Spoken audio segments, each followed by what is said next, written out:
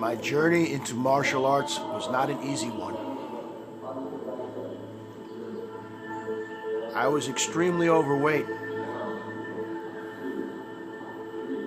but I put my heart and soul into everything I did.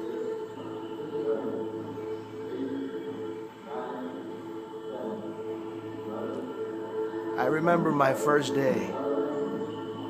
After 10 hours of training, I couldn't move the next day and had to do it all over again. No complaining.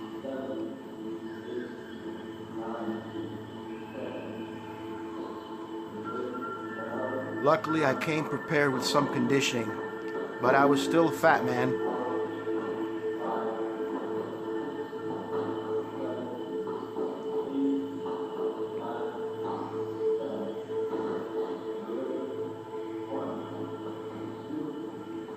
I quickly got the hang of things.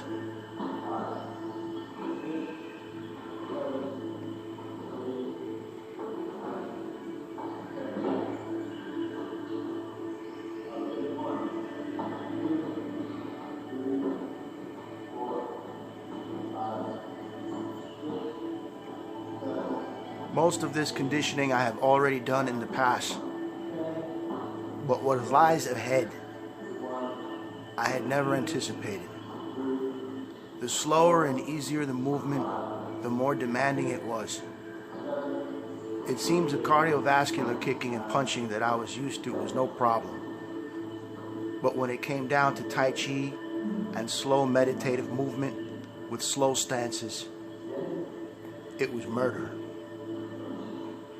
But as you can see here, I came prepared.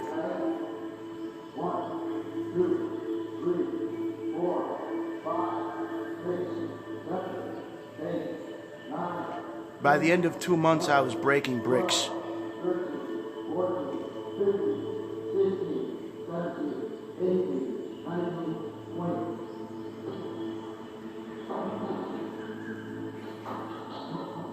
This training was not for the lighthearted.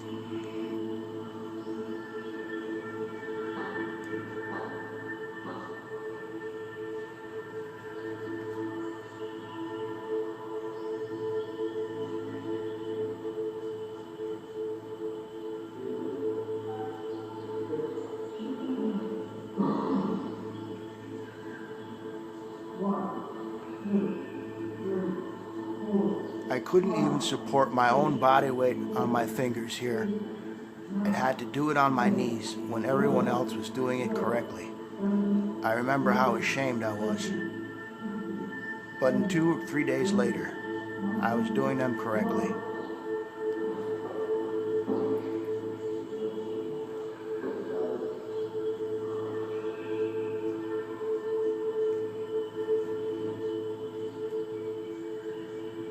What looks extremely easy is really not.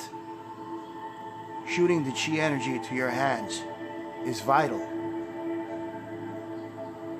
But after doing push-ups and kicking, it's just more cardiovascular to make you dizzy and want to pass out.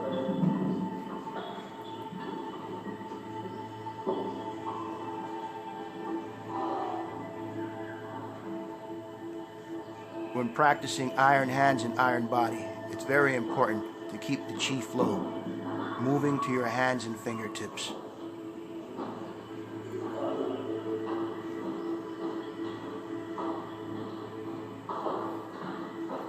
Repetitive slapping of the body increases the Neigong aspect of training in internal Kungfu.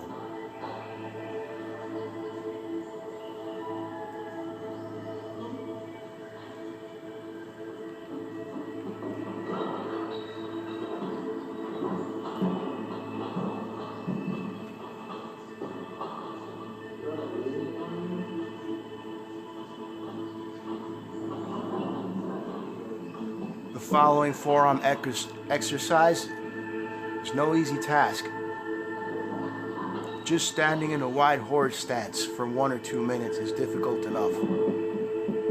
And even though it's only a 5-pound weight and some have 2 pounds, by the end of a minute, your arms and shoulders are crying out and your legs are dying. This is called isometric strength and stamina, endurance,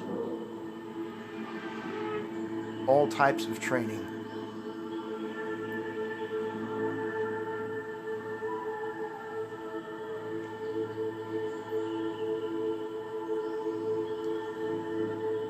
The serenity atmosphere was just amazing. The quietness, peacocks and roosters in the background. Early morning can be heard. Unfortunately, every morning by my window, I had a notorious rooster that would wake me up. There he is. By the second week, I really wanted to cook him, but I grew to love the little guy.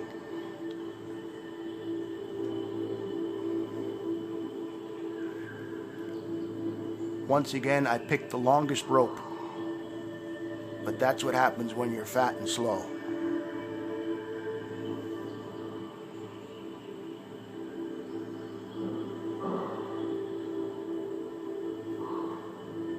The internal energy and power that I was building, little did I know, would make my legs so strong that 30 years later, a truck accident that almost claimed my life almost took my leg and arm. They told me I'd never walk again.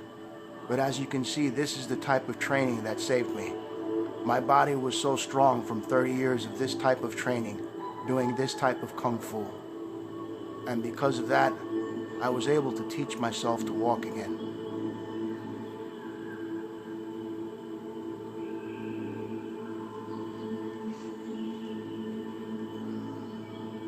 This takes discipline. You have to stay low, you have to keep your shoulders high and your wrists high. All finger trip and arm strength, grip strength, knee strength, lower back strength.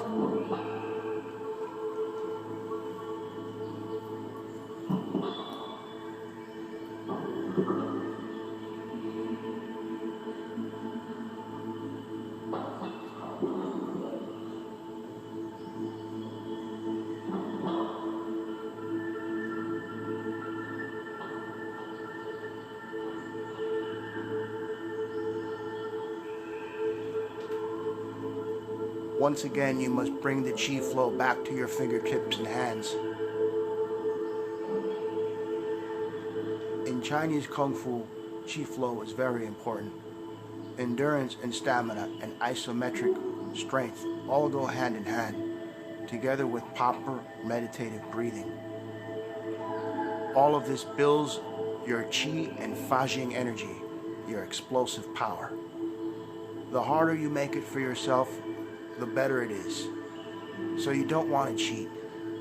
The lower you go, the better your form, the harder it is, the better it is for you. In just 2 months, I lost more than 40 pounds.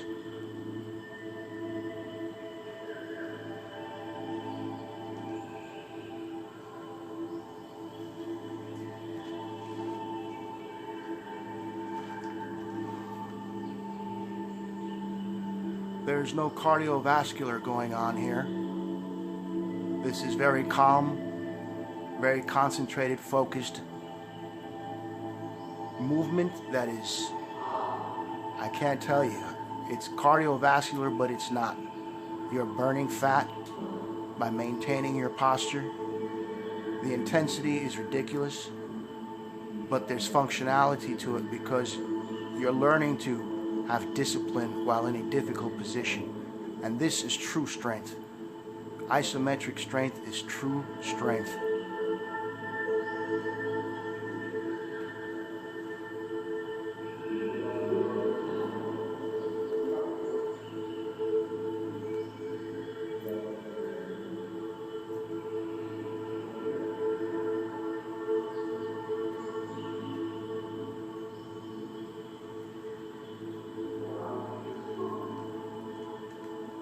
By week 8, I was almost in a sitting position.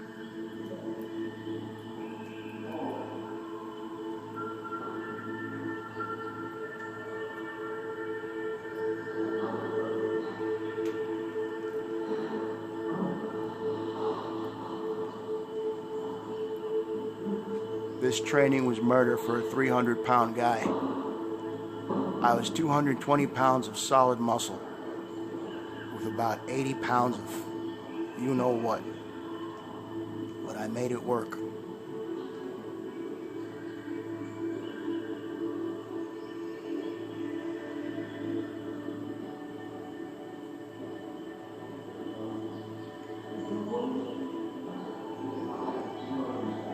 I was a power lifter.